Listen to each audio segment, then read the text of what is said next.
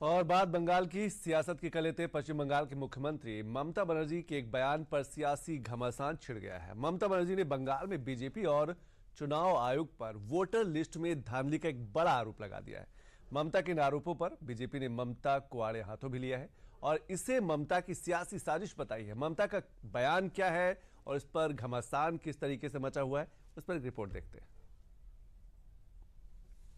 गुजरात हरियाणा देखे निन शुधु आमी सैम्पल सार्वे हिसेबे किछु कालेक्ट करेछि। आमी किन्तु the cat is out of the bag now.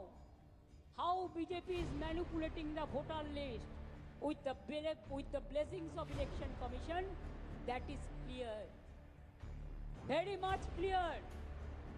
Mahakumbh को लेकर ममता के दिए बयान का तूफान अभी थमा नहीं था कि ममता ने एक नए बयान के साथ सियासी गलियारों में सनसनी फैला दी है। दिल्ली के पूर्व सीएम अरविंद केजरीवाल के नक्शे कदम पर चलते हुए पश्चिम बंगाल के मौजूदा सीएम ने चुनाव आयोग पर ही सवाल खड़े कर दिए हैं। बंगाल में अगले ही साल विधानसभा का चुनाव हो रहा है और ममता ने आरोप लगाया कि बंगाल की वोटर लिस्ट में गुजरात हरियाणा के लोगों के नाम जोड़े जा रहे हैं। মাথায় কিছু ঢুকলো, আধার কার্ড কেলেঙ্কারি করেছে। আধার কার্ডটা ওদের হাতে, একই এপিক নাম্বারে বাংলার ভোটারের যেখানে নাম আছে সেখানে হরিয়ানা, পাঞ্জাব, রাজস্থান, বিহার সব নাম ঢুকিয়েছে, রেলে করে নিয়ে আসবে। ওদের তো ভোট নেই, আবার মুর্শিদাবাদের ভোট খুলেছে নর্থ চব্বিশ পরগনায়, কারণ মুর্শিদাবাদের ভোট আগে হয়ে যাবে, ওগুলোকে নিয়ে আসবে নর্থ চব্বিশ পরগনায়, সাউথ চব্বিশ পরগনায়। This is the plan.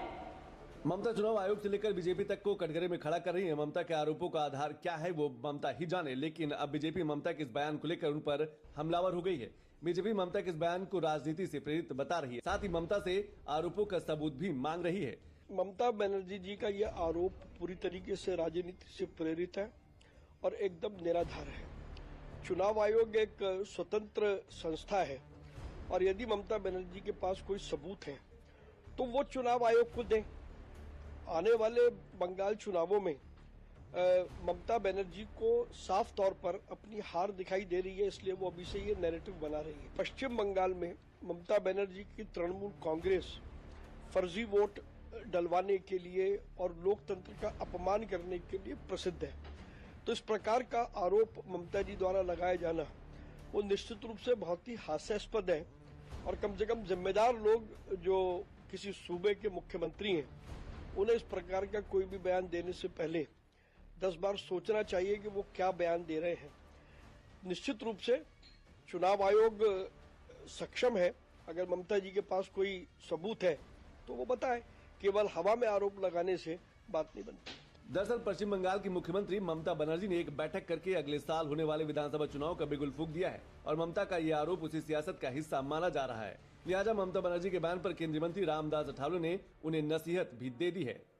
मुझे लगता है कि होटल्स फर्जी अगर है तो उसकी जांच जरूर होनी चाहिए, लेकिन ममता बनर्जी जो बता रही है उसमें बिल्कुल तथ्य नहीं है और अगर तथ्य है तो इलेक्शन कमीशन को वो ऐसा मेमोरेंडम दे सकती है, उसके लिए उनको आंदोलन करना है तो आंदोलन भी कर सकती है। लेकिन फर्जी वोट से हमारे सरकार का कोई संबंध नहीं है। इलेक्शन कमीशन और ममता बनर्जी देख, फर्जी वोटर्स अगर है तो ऐसे वोटर्स ना हो, इसके लिए जरूर मतलब इलेक्शन अपना साफ सुथरा होना चाहिए, पारदर्शक होना चाहिए, इसमें फर्जी वोटर्स बिल्कुल नहीं होना चाहिए। ये भी हमारी मांग है और इस मुद्दे पर ममता बनर्जी का हम सपोर्ट भी करते हैं, लेकिन इससे सरकार से मामला जोड़ना ठीक नहीं है। इलेक्शन कमीशन के पास वो अपनी फरियाद कर सकती है और इलेक्शन कमीशन उसकी जांच कर सकते हैं। बंगाल में वोटरों को लेकर हो रही सियासत नई नहीं है। पश्चिम बंगाल की मुख्यमंत्री ममता बनर्जी पर खुद बंगाल में घुसपैठियों को वोटर लिस्ट में जगह देने के आरोप लगते रहे, लेकिन इस बार ममता बनर्जी ने खुद बीजेपी पर आरोप लगाकर एक तरीके से एक नई सियासी चाल चली है। ममता बनर्जी के इस बयान ने फर्जी वोटरों की सियासत को नया रंग दे दिया है। बंगाल में अगले साल विधानसभा के चुनाव है, ऐसे में बंगाल में वोटर लिस्ट की ये सियासत और परवान चढ़ने वाली है।